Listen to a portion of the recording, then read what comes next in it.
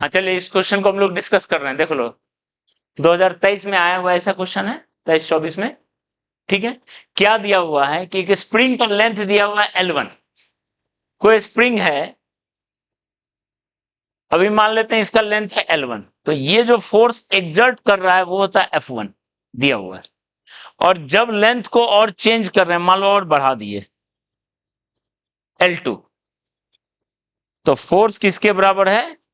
F2। ये डेटा दिया हुआ है आपको, और इस डेटा से ये सारा क्वेश्चन निकालना है। इसका नेचुरल लेंथ कितना है, स्प्रिंग कांस्टेंट कितना, और स्प्रिंग फोर्स कितना। क्लियर है? तो स्प्रिंग के बारे में हम लोग जानते हैं, स्प्रिंग में स्प्रिंग फोर्स किसके इक्वल होता है? K टाइम्स एक्सटेंशन कितना है, कितना एक्सटेंडेड है। हाँ, स्प्रिंग हमेशा दोनों तरफ से लगाता है फोर्स। एक्सटेंड करो तो दोनों तरफ से हाथ को खींचता है ना, या कंप्रेस करो तो दोनों तरफ से पुश करता है। ठीक है, तो बताओ यहां से नेचुरल लेंथ, तो बताओ F1 का एक्सप्रेशन क्या लिखेंगे? फोर्स यही बेसिक है, K टाइम्स एक्सटेंशन। लेंथ है L1 और नेचुरल लेंथ मान लेते हैं L0। तो L1 में आप L0 को घटाओगे तो क्या मिलेगा? ना एक्सटेंशन मिलेगा। F2 तो क्या होगा? K होगा, K L1 नहीं कर देंगे, K L1 माइनस L0, और यहां से आप डिवाइड करोगे, K कट गया तो क्या बचेगा बताओ? और इसको क्रॉस मल्टीप्लाई कर देंगे, क्रॉस मल्टीप्लाई कर देंगे तो L0 का वैल्यू आएगा, कितना आया बताइए? F1 L2 F2 L1 F1 L2 bye F1 minus. ये मिला आपका नेचुरल। ठीक है,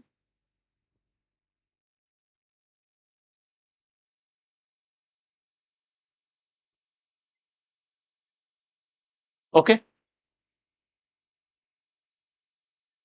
ठीक है, ये है नेचुरल लेंथ। ओके, अब इस नेचुरल लेंथ का वैल्यू आप इसमें अगर पुट करते हो, ध्यान दो, इसमें पुट करते हो, F1 equal to K times L1 minus L0, यही था। यहां इतना बड़ा एरो नहीं देते हैं, यहां कर देते हैं। देखिए, इसको अगर आप इसमें पुट कर देते हो और सॉल्व कर देते हो तो आपको मिल जाएगा K। L0 का वैल्यू पुट कर दिए, आपको मिल जाएगा K इक्वल्स टू क्या होगा? F1 bye L1 minus L0। ये L0 का वैल्यू आप यहां पुट करो या यहां पुट करो, जहां पुट करना, सॉल्व करो, आपको मिल जाएगा क्या? स्प्रिंग, ये स्प्रिंग कांस्टेंट। ठीक है, ओके। और इसका ग्राफिकल सॉल्यूशन देखोगे तो बड़ा अच्छा लगेगा, और पहले तो मैथमेटिकल सॉल्यूशन देख लेते हैं। ठीक है, अच्छा, L1 प्लस L2 की फोर्स कितना होगा? तो रिक्वायर्ड फोर्स इक्वल टू होगा K times L1 plus L2 minus L0। Elongated में वही है, सेम आंसर आएगा, सेम आंसर। ठीक है, ये देखिए ये आया K L1 plus L2 minus L0। आप K का वैल्यू पुट कर दीजिए, निकाल चुके हैं, L0 का वैल्यू पुट कर दीजिए, और इसको सॉल्व करेंगे तो आएगा F1 प्लस F2 बाय। ठीक है, इसको सॉल्व करेंगे तो आएगा F1 plus F2 bye. Clear है? इसको सॉल्व करना है, K का वैल्यू निकल चुका है, L0 का वैल्यू निकल चुका है आगे।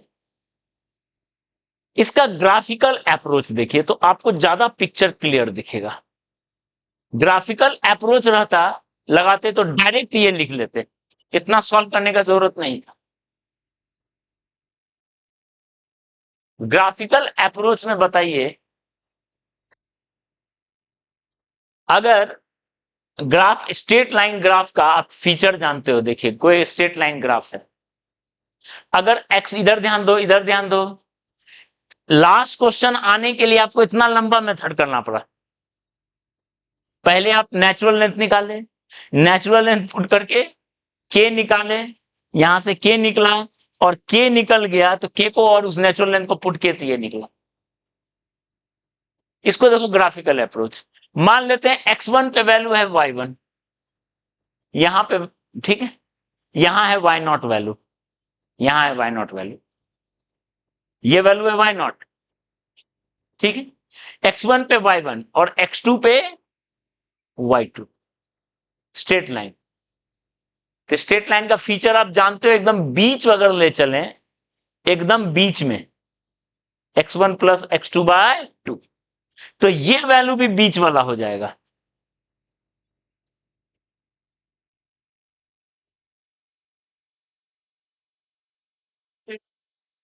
ठीक है, हाँ, यस।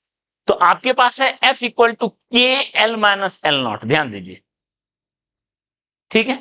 तो F इक्वल टू है, देखिए, F इक्वल टू है के एल माइनस के एल नॉट है। आप F और L का ग्राफ ड्रॉ कीजिए।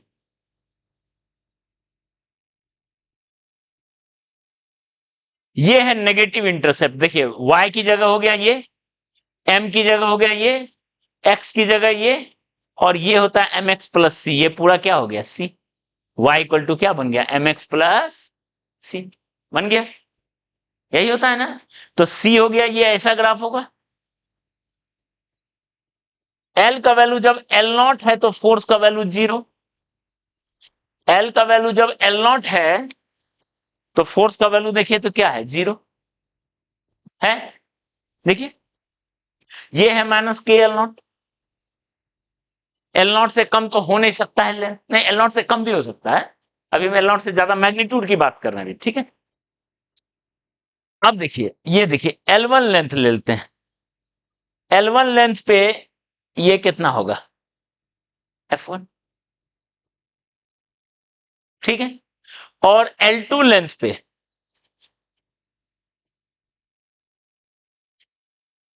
ये कितना होगा, F2 होगा। क्यों, क्योंकि स्ट्रेट लाइन है। तो आप खुद बताओ L1 प्लस L2 पे क्या बनेगा, बाय 2 पे ये क्या होगा, बताइए। F1 प्लस होगा, मिल गया।